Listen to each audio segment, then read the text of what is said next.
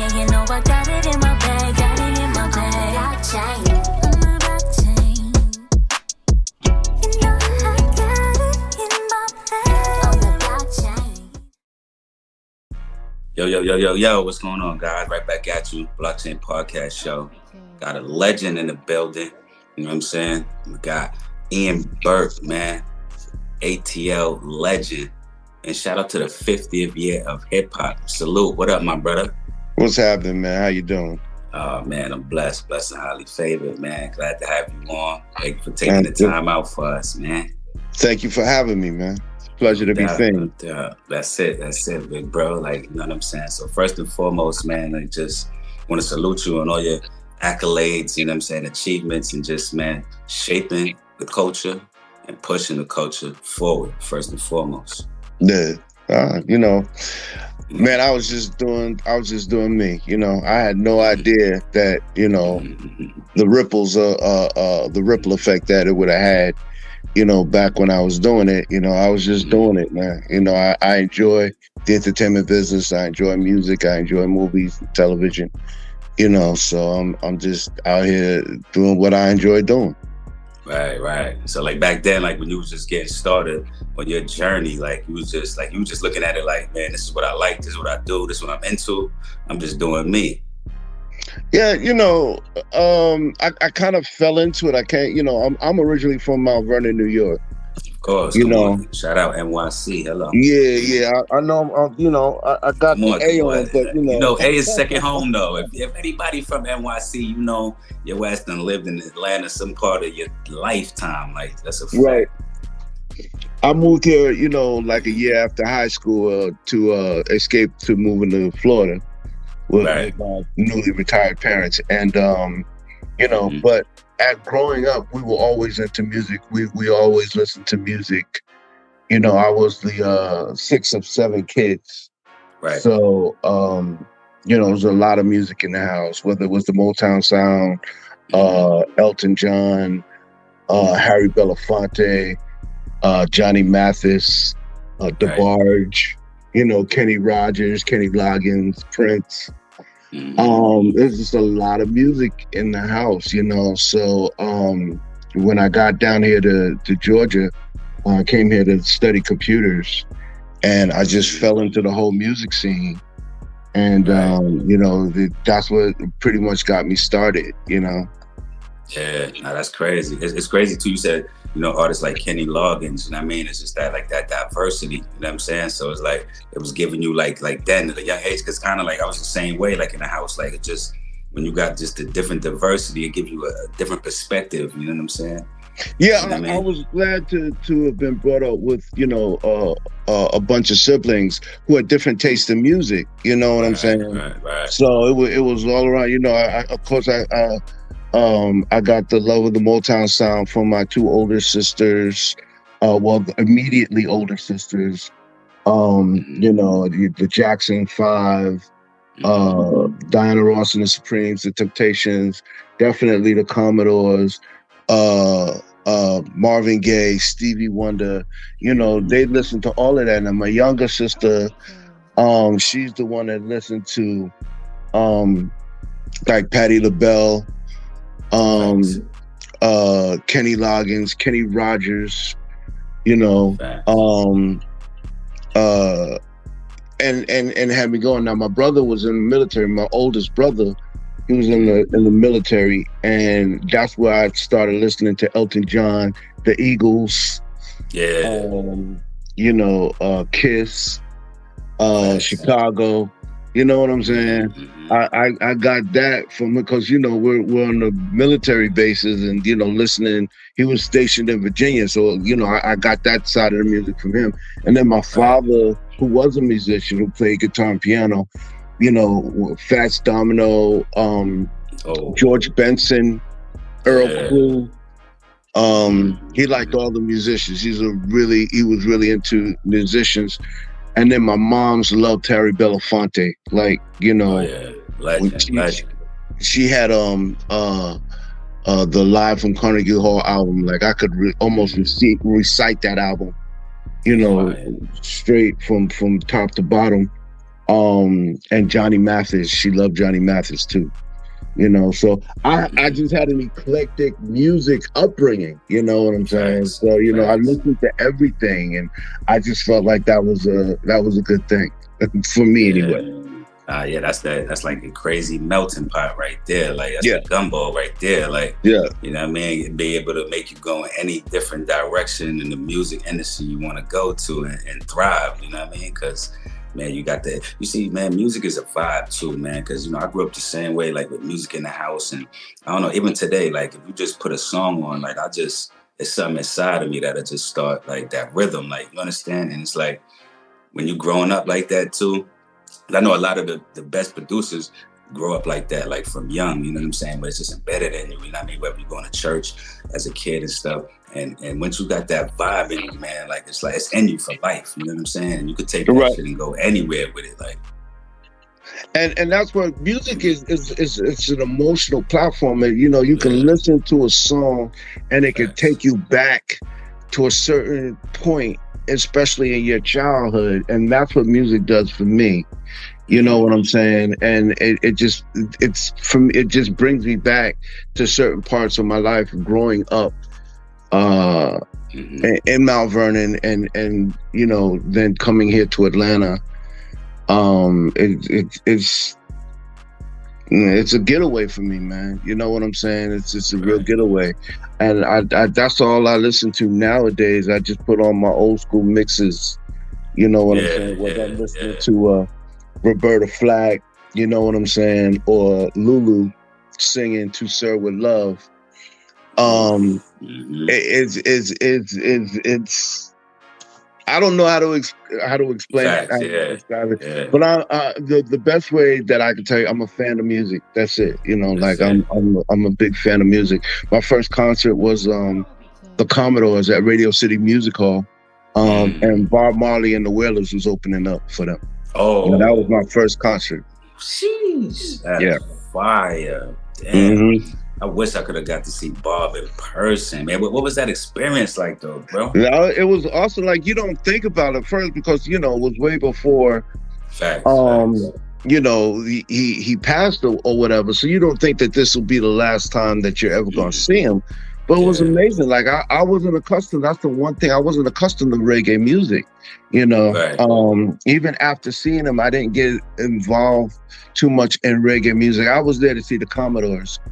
I didn't get involved in reggae music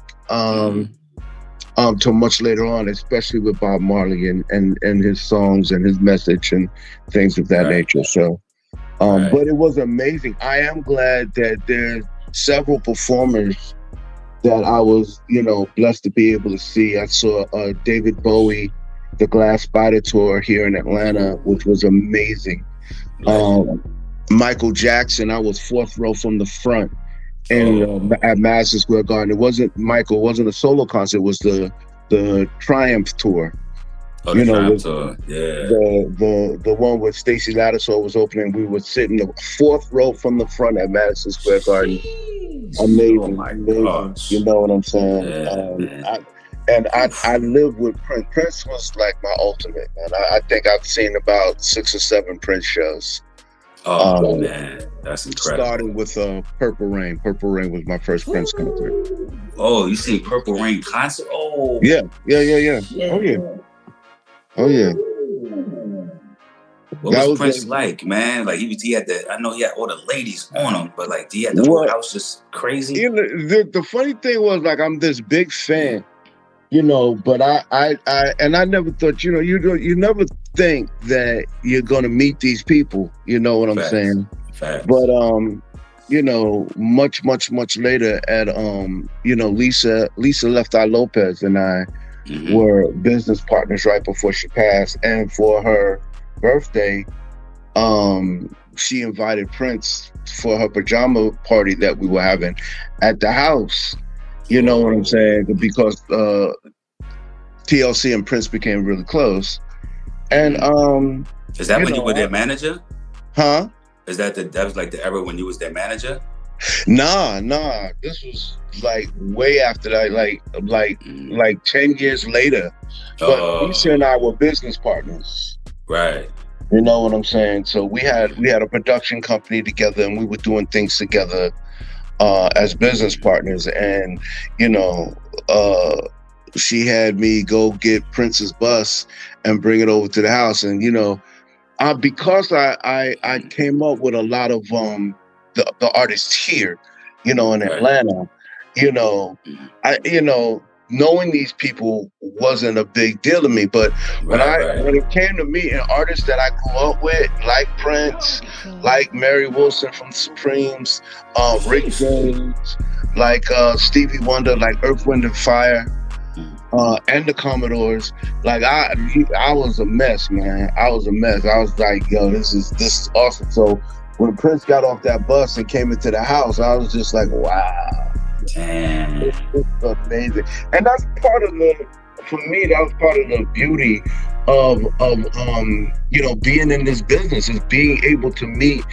you know, what I consider to be my heroes. You know what I'm saying? Facts. That's a fact. You know, real life heroes. You know, like I listened to your records. Like when I met Roberta Flack, like Killing Me Softly, growing up as a young adolescent and hearing Killing Me Softly, that was just like a song that I was so emotionally attached to. And then when I got the chance to meet her, you know what I'm saying, and hang out and take pictures with her, it was like it's a whole different thing. You know what I'm saying? Right. So it's crazy. Gladys Knight, the same thing. Gladys Knight came to Icon Studios where I worked, and was recording there, and I got to take pictures with her. It was amazing. It's just amazing. Straight legends and icons, man. That's crazy. Like, stars been aligned around you for the longest time, man. Like, I'm, you know, I have to say, you know, that you know, I've been extremely blessed. You know what I'm saying? And it's funny, you know, my nieces and nephews, you know, love the fact that, you know, I'm in the industry where they get to meet some of their heroes. You know what I'm saying? Come full circle. Exactly. Yeah, that's beautiful, because that's what it's about. You know what I mean? The family, you know what I mean? Generational wealth, and just providing for, you know, generations to come, man, for our people, of course. Like, but yo, I want to hop back into something, like, cause I'm still flabbergasted about this shit, bro. Like, hold on. Bob Marley opened up for the Commodores? Yeah, at Radio City Musical. Radio City. So Bob Marley was in Radio City Musical? Yeah. Whoa, that's crazy. I never even knew that, man. That's crazy. So did people know? Oh yeah, man. Bob was definitely the man. I didn't know much about him because, like I said, I wasn't into reggae at that point. I was still very young. You know, I want to say I was like maybe in middle school or just starting high school. Mm-hmm. So I didn't know that much about him, but you know, I was glad that I was at least able to see him live. Yeah, no, that's crazy right there. Like I blowing my mind, because I had no idea. Like Bob was booked at the City Music Hall for the Commodores. Like that's the Commodores. Big. Like that's crazy. And so, like, coming from New York, like you got all this fucking knowledge and experience, and just go down to the A, and you like, man, listen, man, like, what we doing? Oh, you know, the A was virgin territory, sort of. You know, because back then, you know, we had R&B groups that were popping. Like we had the SOS Band, we had Mother's Finest. Who else was here? People Bryson was here. Here. In Atlanta, we had Cameo. Oh, Cameo, yeah. All of these you know, Southern-based or Georgia-based groups. And, you know, before that, you know, you had James Brown. You know what I'm saying? You had Little Richard, you know, coming from, you know, the smaller cities here in Georgia. And, you know, we still weren't being recognized as that music capital at that point. Yeah, that's you know what I'm saying. So I when I got involved in music, I was a roadie for a local band called Friends Inc. And that's just me moving sound equipment and stage equipment, you know, and setting it up for the band and stuff. And that's how my humble career began. That's it, man. And guys and girls, this is key. This is some real game right here. Some jewels, some nuggets for you guys. Because listen, you gotta start somewhere. Yeah, And you you have to gotta be start humble. somewhere. And you gotta be humble. Like you gotta be humble. It can't the entitlement and you thinking like, you owed something or somebody do something for somebody. Like, listen, man, put that time and work and effort in. You know what I mean? Show some dedication to it too. You know what I'm saying? Show some loyalty to the people you're working with. You know what I'm saying? They don't do it. These kids nowadays, man, that's just like, they look at me like, you did what? Facts. You didn't get paid? I was like, man, I was just happy to be in the building. In the building, yeah. You know what I'm saying? Like, and learning, because I was like a sponge, you know what I'm saying? Facts. And gathering all this information up and meeting different people, and like I was just happy for that, and that was the start of my career. And but yeah, there was no money, you know what I'm saying? Maybe some gas money, maybe some food money, you know what I'm saying? Yeah. But that was it, But it led to so much bigger things, and it led to me working with so many beautiful people, and people who changed the culture, not just here in Atlanta or here in the United States, but globally. You know what I'm saying? And I could rest on that fact alone. Yeah, that's a fact. That's a fact. Nah, listen, man, you hit it right on the head, because that's the truth, man. Like, for real though, and it's hard to come by too. It's real hard to come by. It's like we gotta stop taking each other for granted. You know what I'm saying? And understand that when you building, whether you building your career, you building anything in life, like humbly start from scratch and love it. And then trust the process too, because that shit ain't just a saying, man. Cause motherfuckers be like, oh yeah, trust the process, and then you be in the middle of the moment in adversity or challenging situations, and motherfuckers gonna fold, or you're gonna start crying and complaining. You know what I'm saying? But it's like, it's not for the weak. You know what I'm saying? But definitely not for the weak heart, because it's not easy, man. As long as I've been in this business, it's like 39 years. I'll be celebrating my 40th year. No, actually 38 years. I've been in Atlanta it'll be 39 years this October.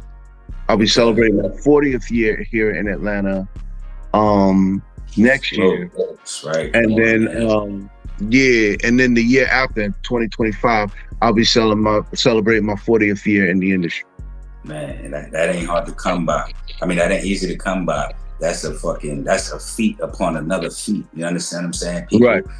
People ain't even making it 10 years, 1 decade in this, man. You know what I mean? Big Bro been through this 4 decades. You know what I'm saying? Listen, it's like, and it started, like you said, from just the humble beginnings. You know what I'm saying? Because something we got to bring back into this era right now is like, you got to work for it. You know what I'm saying? Like, why not earn it? Why not? It's better when you earn it. You know what I'm saying? When it's given to you, or it just fall in your fucking lap. You know what I mean? It's easy come, easy go. You dig? So it's like, why not earn it?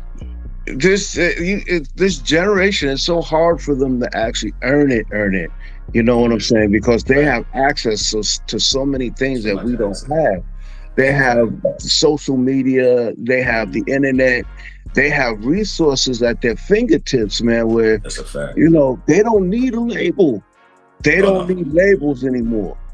You know what I'm saying? They can just go ahead, record music on their phone, shoot videos on their phone, take all of that stuff and post it on social media, and just take it to a whole nother level, man. And these kids nowadays, man, they as long as you're on social media and you stay consistent with what you're doing, right. You could pop like that. You know what I'm saying? Yeah. You have to pop. But I will say this, that it takes focus and concentration to stay that consistent in this business. Oh, it do. Got too many distractions.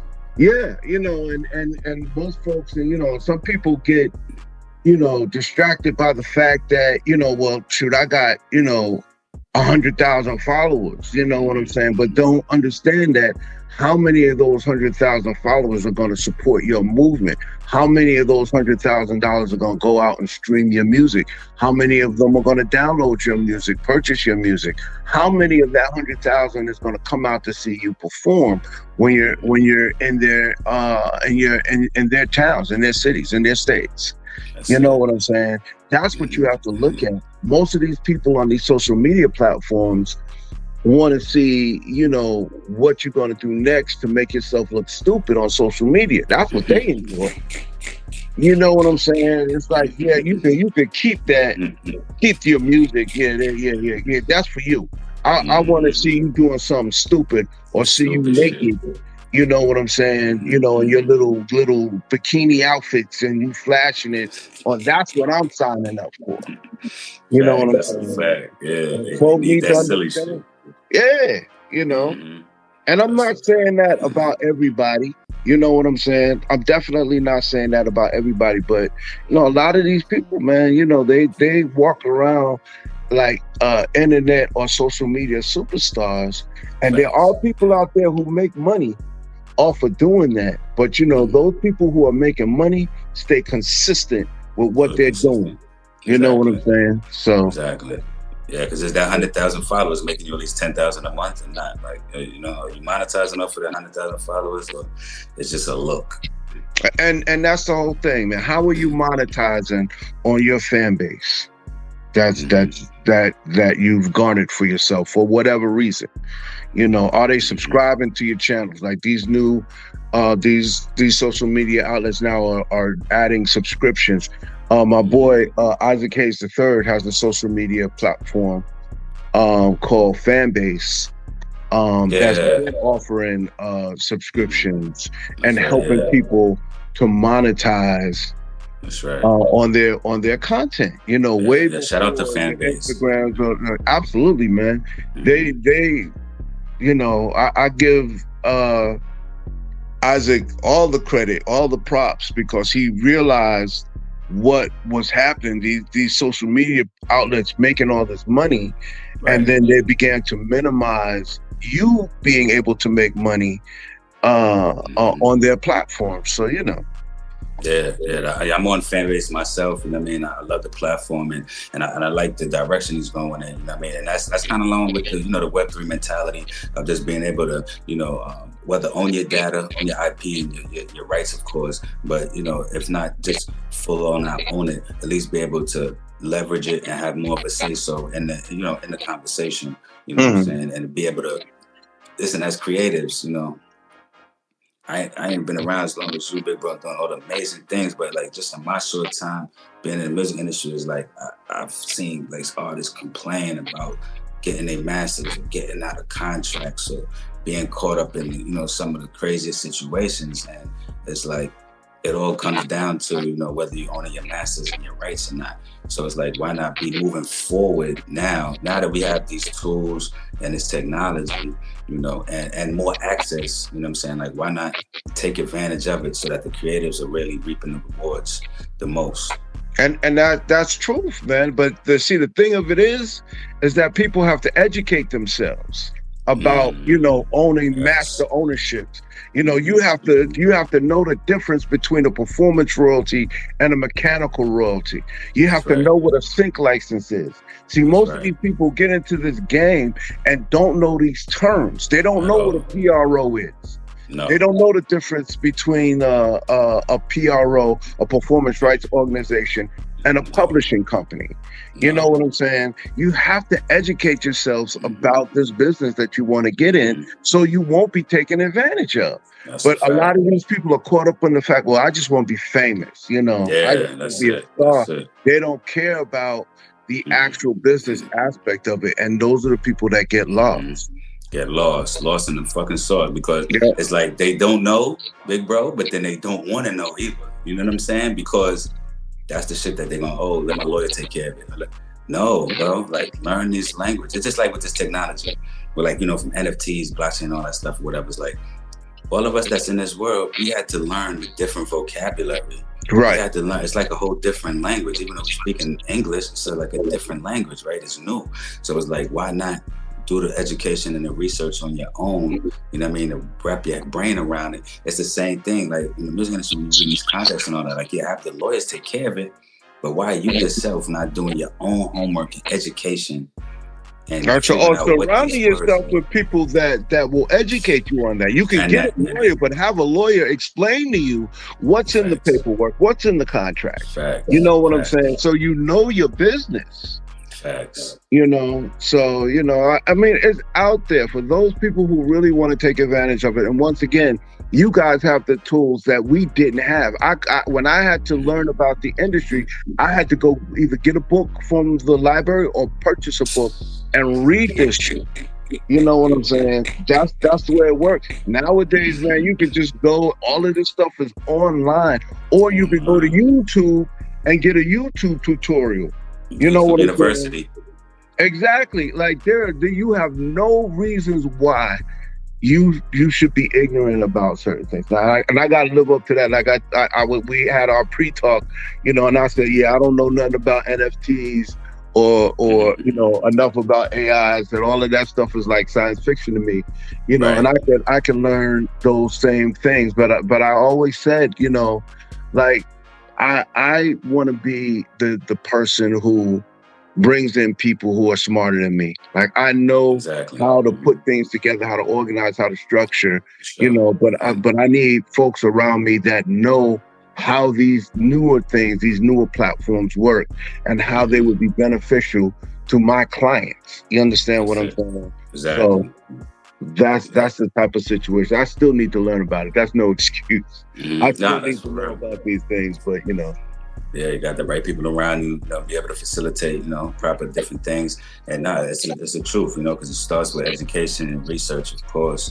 And, like you said, you go to university, we gotta, one thing about the Web3 community, I will say, like, we stick together, we help each other, we teach each other, it's the same, we collaborate, we don't compete over here, you know what I'm saying? And it's crazy because, just me coming from the music industry all these years, it's kind of like, that's kind of like second nature. You know what I'm saying? Just the competition and the competitive and, man, like it was so good. Especially me coming from Brooklyn, New York, because it was already in me, right? So then that combined with the music it was just always like a thing where I had to wean myself off of that shit, big bro. You know what I'm saying? Right. Because like for me to be able to thrive and get, the different places like in life, like, you gotta analyze yourself and assess that shit, and then you gotta cut off all the bad, the weight, you know what I mean? Yeah. You got to, you know what I mean? And so it's like, now moving forward, like you said, like these guys have this shit at the palm of their hands. Like, what new is gonna come of it? But yo, hold on. But you said you went to the A originally to study computers. You said? Yeah. I came here to go to DeVry. Like I had a DeVry recruiter come to my house in Mount Vernon, and was, I was like, they were just telling me about Atlanta, and I was like, yo, that's close enough to my family. That was once again relocating to Florida. So I was like, yeah, let me try Atlanta. And, I've been here ever since. So was that like coding and all that type of shit? Well, no, because see, we're talking about computers in 1984. You understand what I'm saying? That, we didn't even have, what do you call it? It wasn't even laptops. Yeah, no. And what is it? Operating system. We didn't have those, Oh, that's right. Before the operating situation, system. we had to learn Pascal and other programming languages. You know what I'm saying? With computers, and I never got that deep. I dropped out before it got that deep because I was getting into the music field. Copy that. And so it's crazy how like the technology just like evolves the music industry along as well. Like, you know what I'm saying? From the old Napster days to SoundCloud and iTunes and all this shit right now. Like, absolutely. See, and it's funny listening to you say that. You started off at Napster, man. I started off at 12-inch records and 45. You know what I'm saying? That was way before streaming and downloading and all of that. We went from vinyl to digital music on CDs Facts. to downloading and then streaming and stuff like that. So I've Facts. seen quite a few different mediums of music in my day. Right. From the ADATs and all that, and the reels Oh yeah, and all that good shit. when oh my goodness, man. That's why I could never be a recording engineer. And the engineers now, boy, they would have a problem because you had to slice tape and stuff like that. We recorded on 2-inch reels and stuff like that. You had to slice them. There wasn't no, cut and paste type technology that they have in Pro Tools and Fruity Loops and it wasn't no Logic pushing right of the now. buttons. It wasn't no pushing of the buttons, man. Like, Nah, you actually had to work those big boards that they had in these studios. They really were doing things back in the day. Now they're just, furniture. They just take it's like furniture. It's like fashion. Yeah. Oh, you got this board? Yeah, but I only use this corner of it right here. You feel me? We in the box right here. Facts. That's crazy. Oh, matter of fact, I was loving the exhibit, man, that Hov put on, man. Shout out to Jay-Z, man. Shout out to Brooklyn, man. Brooklyn Public Library, man. My stomping grounds where I grew up is crazy. Like, where he recreated baseline, like, that was wild. Like, you know what I mean? I heard about that. I heard about it. I saw pictures and stuff like that. So yeah, that was fire. That was fire because we gotta keep that stuff alive too. Whether or not it's probably not gonna go back to that, but like from CDs to cassette tapes. Like, come on, man. I remember when you had to put you had to put the pen in the cassette tape and the circle shit, and shit was crazy. Like, come on, bro. Like, man, we done came a long way, man. Like, I mean, but it's our history. Like, if people have to realize that you won't know where you're going unless you know where you came from. And there's never been a truer statement. Like, if you want to get into this business, you have to know who came before you to lay the groundwork. I feel like that is so important, but most folks are like, well, all I need to know is Lil Uzi Vert and the Babies. As long as I know the Babies and Little Uzi Vert and the Migos, I'm good. I'm good. Like, but these people have to lay the ground for these acts to even become relevant. You understand what I'm saying? Yeah. So, and then people have to lay the groundwork for them. Yeah, you got to pay homage, man. You have to. Mm-hmm. You know what I'm saying? Because believe it or not, you're gonna want somebody to pay homage to you when it's your turn to get that homage paid. Hello. And see, they're not thinking about that. It's like that's what I'm saying. Like, they're not forward thinking to where it's like, okay, when I get in position, I'm gonna need that help and support. So why not give it beforehand? Like, why? Like, you know what I'm saying? It's like, why not? Like, you got to be selfless sometimes. Take yourself out of your own shoes sometimes. You know what I'm saying? And that's it. You got to be like, look, I was the first to create mumble rap. You know what I'm saying? Mm-hmm. Bow down to my situation here. This is what it was. If I hadn't done this or crunk music or trap music, then y'all wouldn't be doing what y'all doing right now. Yeah. You know what I'm saying? Keep it going. That's what keep it going. You have to keep it going. Yeah, that's a fact. I tell people all the time, like, listen, especially my team, right? Because it's like, man, you got the icons, you got Kobe, you got Braun, you got Jordan, you got these guys. Listen, they all studied their game. They all studied the craft. They all know the Kareems. They know who came before them, and they salute them. You understand what I'm saying? They not just salute them, they study them. You understand what I'm saying? And then they add in their own sauce to the mix. You understand? So it's like, you gotta, like, rappers gotta be, because that mentality, the rapper mentality, no, fuck that, I'm here now. Like, nigga, what? You here now? Yeah. Why? How? Because exactly. Who opened the door for you? You didn't just come up and start. You know what I'm saying? You have to understand who laid the foundation for you. Facts. That's a fact. Yeah. That's necessary. Like, and so, like, I was gonna ask you too. So, like, when you was coming up, you say, like, when you was coming out to the A, they had the cameos and the different groups and shit or whatever. It's like, is that what, like, kind of gave you inspiration, like, to spawn, like, the Organized Noise, and Escapes, and the TLCs, and the different groups? Nah, man. I just, like, sort of fell into that. Like, my love for the game, inspired me, and I there were things that I wanted to see, in the game that I felt like should be there, that I felt were missing.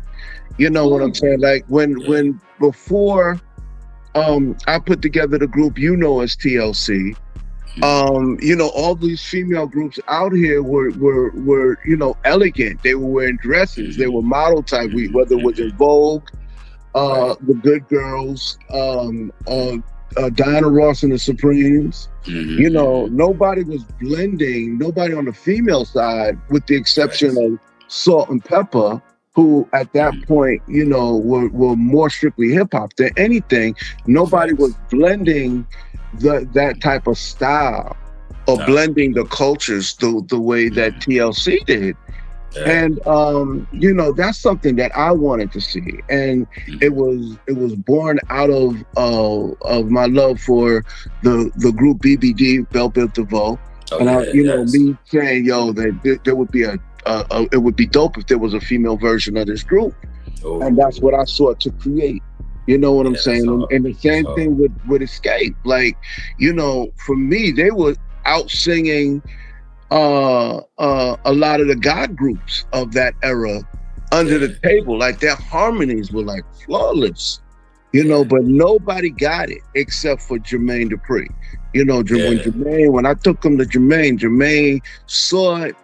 It took him a year to get at him, but when he got at him, like, he really made it pop. Made it pop, man. You know what I'm saying? Too. Shout out to Jermaine, shout out to big bro Michael Malden, man. Man, salute to brothers, man. That's fact, man.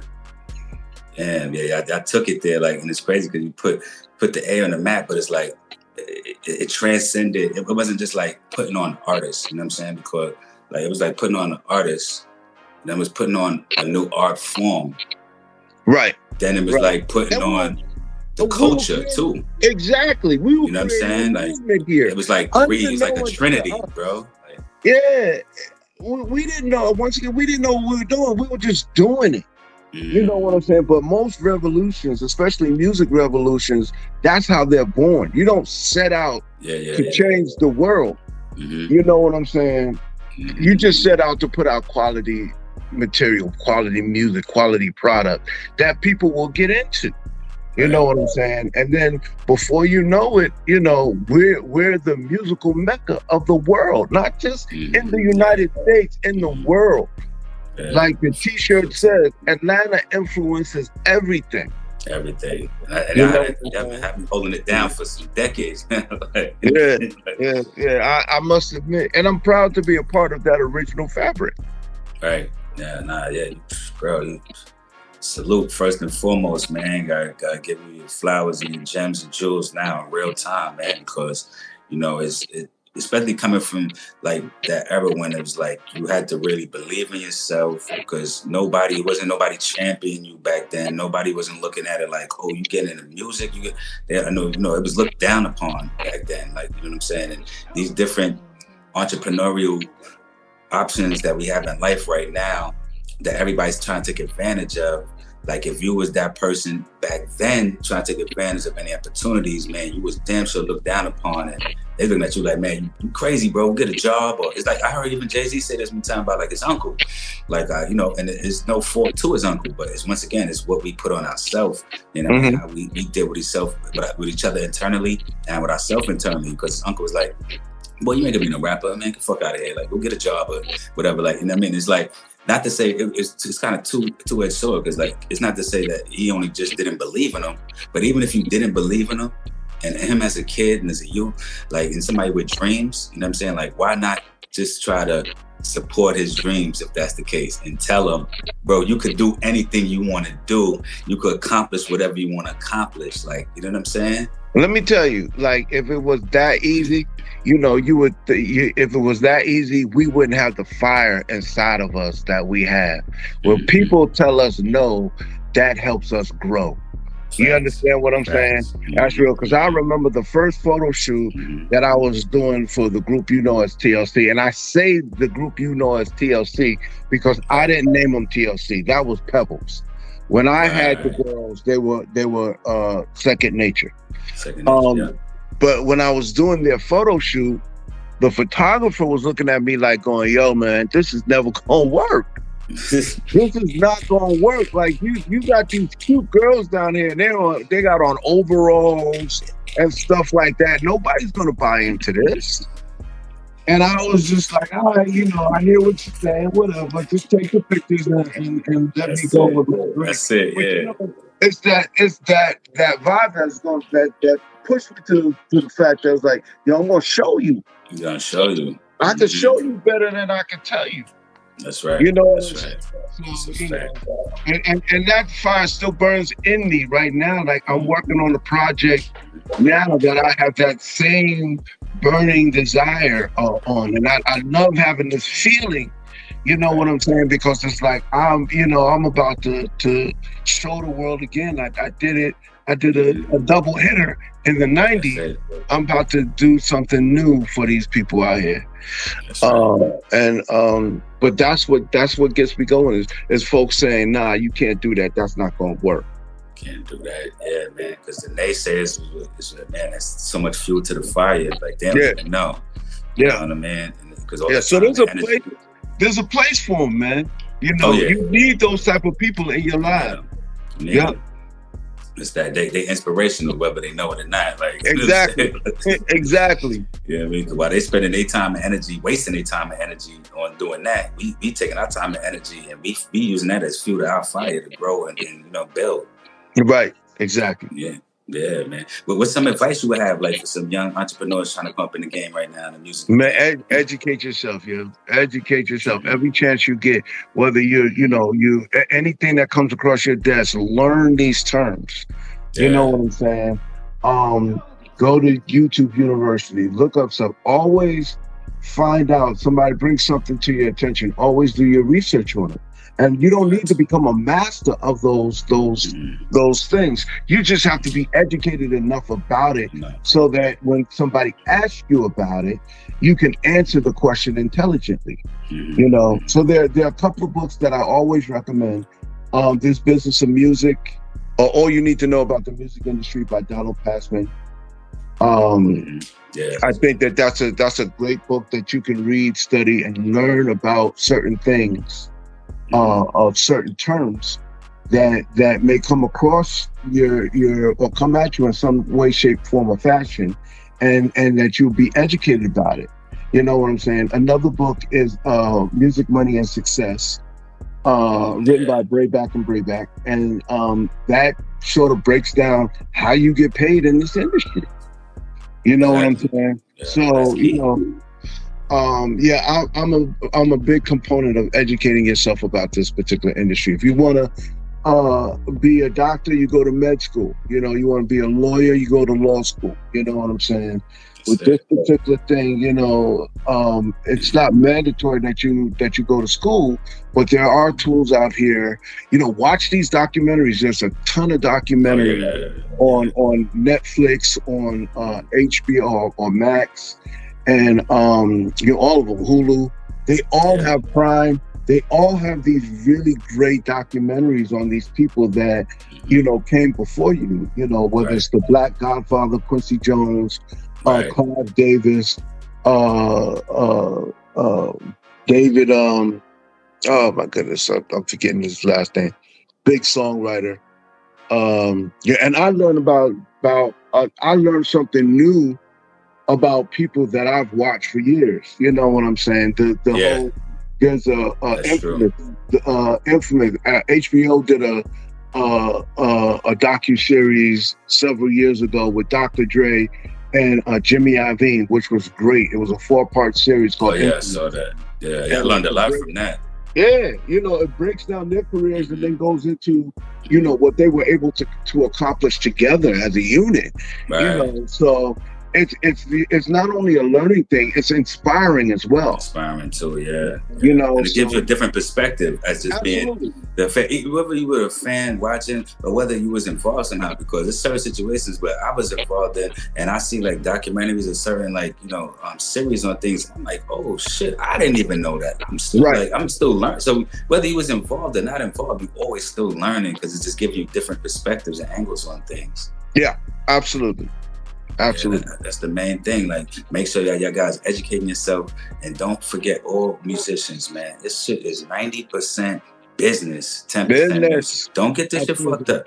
90% business, 10% music. So like, if you just going on and you got to perfect your craft, okay, you got to be in the studio. But if that's what you're doing, then you're not a real artist. You know what I'm saying? You got to tend to the business, and like Jay-Z said, you're not a businessman, you're a businessman. So move accordingly as a brand, as a company. Yeah, exactly. I tell a lot of people, like, it's like owning your own McDonald's. You're the franchise. Only you're the franchise. Yeah. You know what I'm saying? You put people in place to run your McDonald's so that it runs effectively. You know what I'm saying? It's the same thing you do for yourself as an artist. It's the same principles. Yeah, same thing. Yeah, man, get them some good game, man. Like, I appreciate your time, big bro, for sure. Let them know what's your social media and all that before we get out of here. Yeah, man, you can, I'm on Instagram.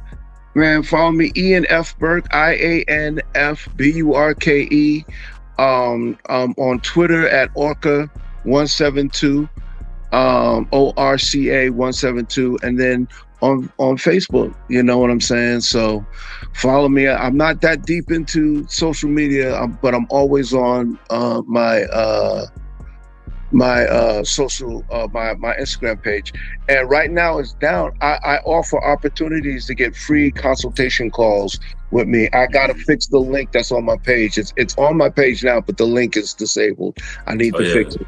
But go get that free strategy call, man. Absolutely. That free 15 minutes. I sit down, I give you 15 minutes worth of game, direct, one-on-one. You know what I'm saying? If you want to take it further, you know what I'm saying? We could do that, but but you until I get that link fixed, you can always shoot me a DM. And if you're interested in doing a free strategy call, I'll give you what you need to do. Until I get that link fixed, I'll give you instructions on what you need to do to get a free phone call, 15-minute phone call from me. No doubt, guys. Man, make sure y'all tap in with him or hit us up. We give you direct access and let y'all know what's going on. Make sure y'all stay tuned, follow us, subscribe, hit that subscribe button, man. Until next time, man, salute. We got Ian Burke, the Dreamweaver. Listen, man, New York City ATL legend out here. Listen, man, and when y'all saluting the 50th year hip hop, man, don't forget that name, Ian Burke. Until next time, I'm G on the Blockchain Podcast Show. Peace, yeah.